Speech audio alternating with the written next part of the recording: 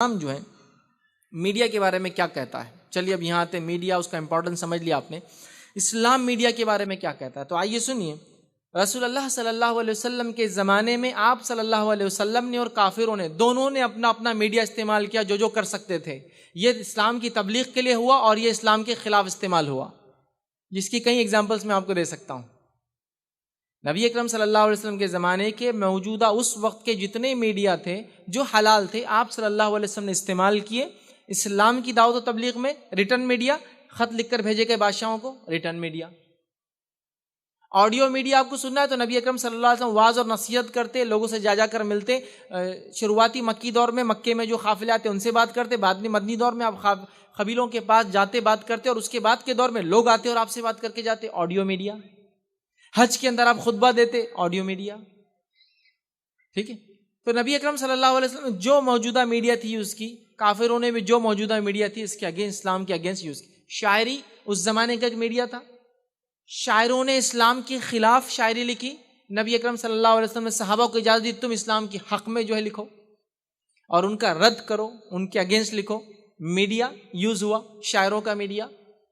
تو میڈیا کی اسلام نے مکمل اجازت دی، نبی اکرم صلی اللہ علیہ وسلم نے خود اس کو استعمال کیا. آئیے قرآن پہ ایک نظر ڈالتے ہیں، قرآن میڈیا کے بارے میں کیا کہتا ہے. میں نے آپ کے سامنے ایک آیت پڑھی، سورہ نحل سورہ نمبر 16 آیت نمبر 125. آپ سوچ رہے ہیں اس کا اس سے کیا تعلق؟ ادعو الی سبیل ربک بالحکمۃ والموعظۃ الحسنہ وجادلہم باللتی احسن. اللہ فرماتا ہے بلاؤ لوگوں کو اللہ کی راہ کی طرف، رب کی راہ کی طرف.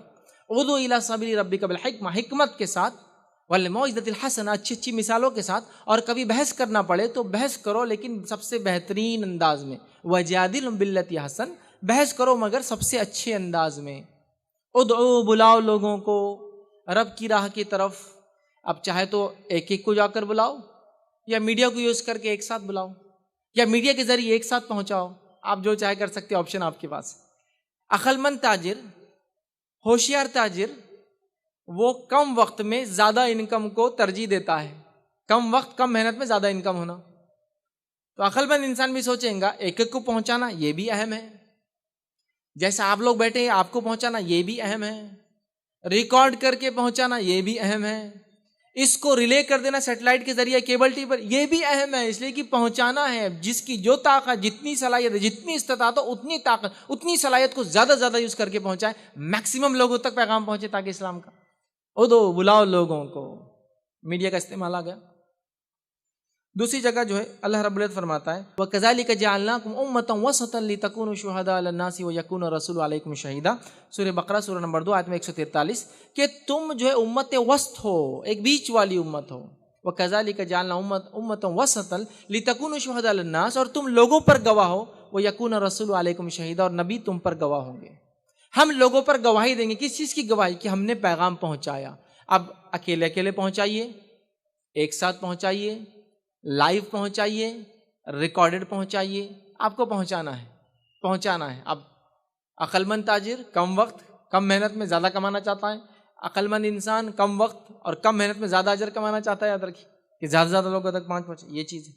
اسی طرح نبی اکرم صلی اللہ علیہ وسلم نے فرمایا اور کہا لیبلغ الشاہد الغائب. وہ خطبہ جو حجۃ الوداع میں آپ نے خطبہ دیا، جو موجود ہے، بخاری کی روایت ہے، غائب تک بات کو پہنچا دے. اس زمانے کا میڈیا جو صحابہ نے چاہا استعمال کیا. کچھ لوگ نکل گئے، کچھ لوگوں نے خطوط لکھے، کچھ لوگوں نے حکومتی ذریعے سے پیغام پہنچایا، چونکہ موجود لوگوں نے غائب تک پیغام پہنچانا تھا. بخاری کی روایت میں نبی اکرم صلی اللہ علیہ وسلم فرمایا بلغوا انی ولو آیا، پہنچا دو ایک بات بھی اگر میرے تعلق سے معلوم ہو تو.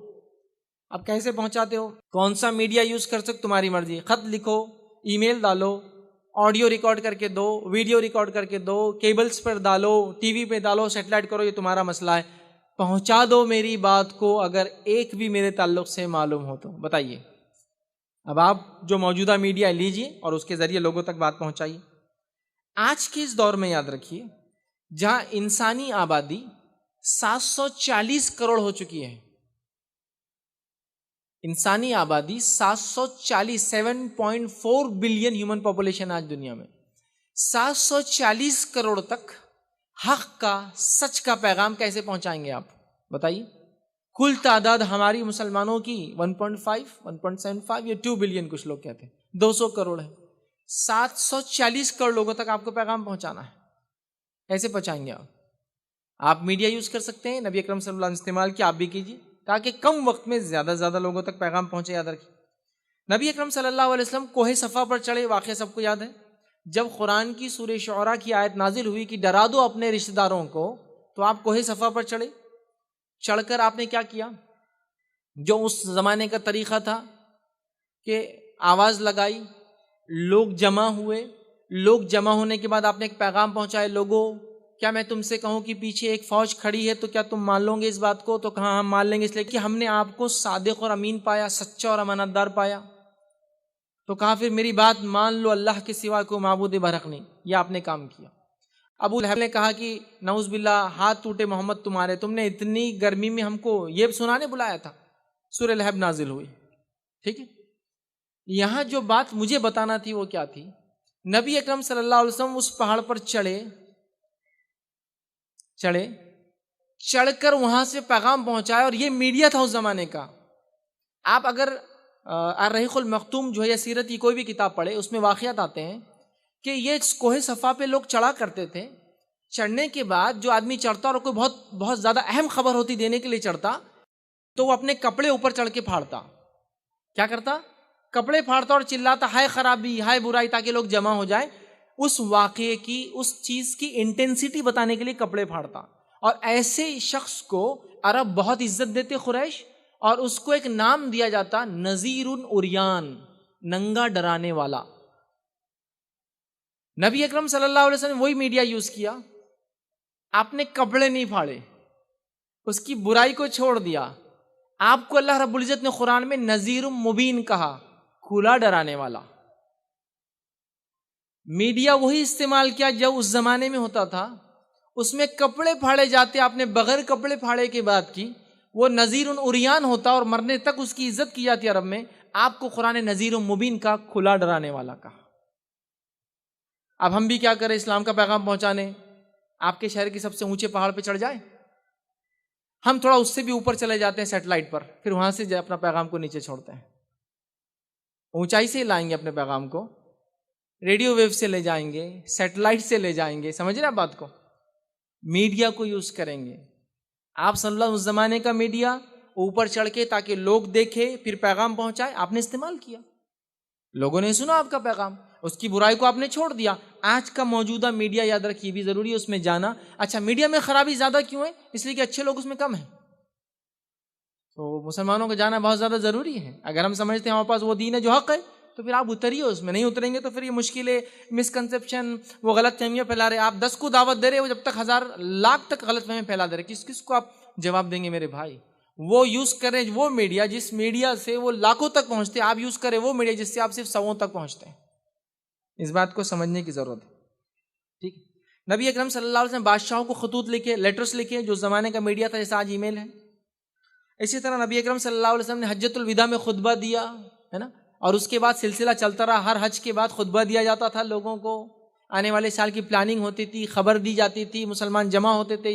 اتنا بڑا مجمع سارے دنیا سے، ان کو بتایا تھا آنے والے سال کیا کرنا، پچھلے کیا حالات ہوئے. میڈیا یاد رکھیے.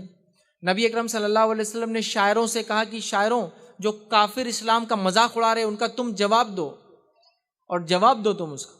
اور شاعروں نے جواب دیا. جو اس زمانے کا یاد رکھیے میڈیا تھا. آپ نے سفیر، بیوروکریٹس، ڈپلومیٹس بھیجے مختلف ممالک میں تاکہ وہ جا کے حق کا پیغام لوگوں کو پہنچائے. آپ نے وہ میڈیا مطلب انسانوں کو استعمال کیا. آج ہو سکتا ہے یہ پیغام آپ کسی ویڈیو کے ذریعے پہنچا دے، وہ واٹس ایپ میں سن کے دیکھ لے. وہی تو ہے، بات کو پہنچانا ہے، چاہے آدمی جا کر ہو یا اس کی امیج جا کر ہو، بات تو وہی ہے. تو اس کو پہنچانا یاد رکھیے. قرآن کے اگر واقعات پہ ہم مطالعہ کریں، سلیمان علیہ السلام نے خط لکھا کس کو؟